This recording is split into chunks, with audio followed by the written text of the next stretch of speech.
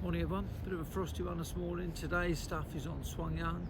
Now Shuang Yang is really a phenomenal art. Now the history is quite checkered now. It says it's from southeast China, from one of the southern Shaolin temples, but having been there over 20 times now, I've been to all three temples.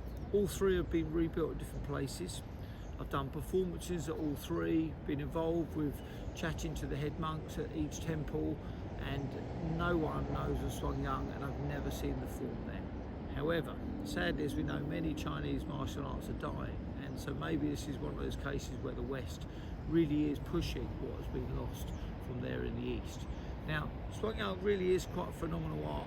As a roof tiler many years ago when I started Tiger Crane, I was very stiff but strong, and Shuang Yang, I was told, yeah, you must start Shuang Yang, which is a bit like a form of Tai Chi. And to me, it was like putting needles in my eyes. But actually, moving slowly was really difficult. But it's now such a wonderful gift that I've been given, and I really am grateful for learning it. It keeps my body healthy, it keeps my fluidity, and of course, in times of COVID like now, lungs are so important. So let's start with a classic Qigong exercise. Now, from here, the first one we're going to do is our second salutation to the sun. So we open out wide as you breathe in from the nose, breathing out from the mouth. And regulate the time of the breath in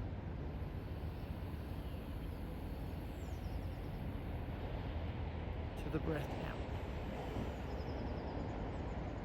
And if this helps, you can count. So breath in, 2, 3, 4, 5, out, 2, 3, 4, 5.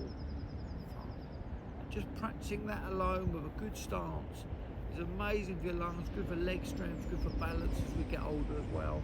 The real classic things we hear within sort of Tai Chi systems or soft crane arts and so on, as it may be called as well.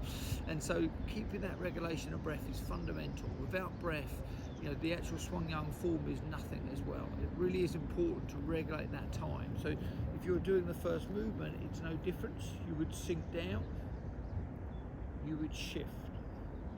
You begin to breathe in, 2, 3, 4, 5, out, 2, 3, 4, 5. At this point, you have got your front shin vertical. The rear leg is extended but not quite locked. Still got some bend in it from there. So you arrive at everything at the same point. So whether that is a block, whether it is a redirection, whether it is a strike, it's the whole body movement is what makes it so effective from there as well. Just the same if someone's attacking, it's about that whole movement of avoiding the center line and letting it go past. So if somebody is coming in here, I trap and I let it go past from here. Now, whether you change in from thereafter, that's up to you, but it's important to get the fluidity from there as well. So one other little tip with our Shuang Yang is a principle I picked up many years ago in Yongchun from Sun, and he really elaborated what they call the crane's hat. So the crane's hat is the raising of this head, the red crested crane, and this represents the beak as it comes down. Now when we do our Shuang Yang, if I've done our particular first movement, I work the crane's hat here to stick, and then I always coil before I step and open and then push out from there as well. Now the crane's hat is fundamentally important because if you don't have the crane's hat and you only have a block across, there is no hook here for sticking. If you have the crane's hat, it sticks, and if you have the hook here, it also sticks.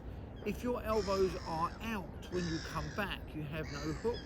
If your elbows are in when you come back, you have a hook for when you then come forward. So a couple of important things from there. Other than that, I'm going to do a little time lapse of the video today,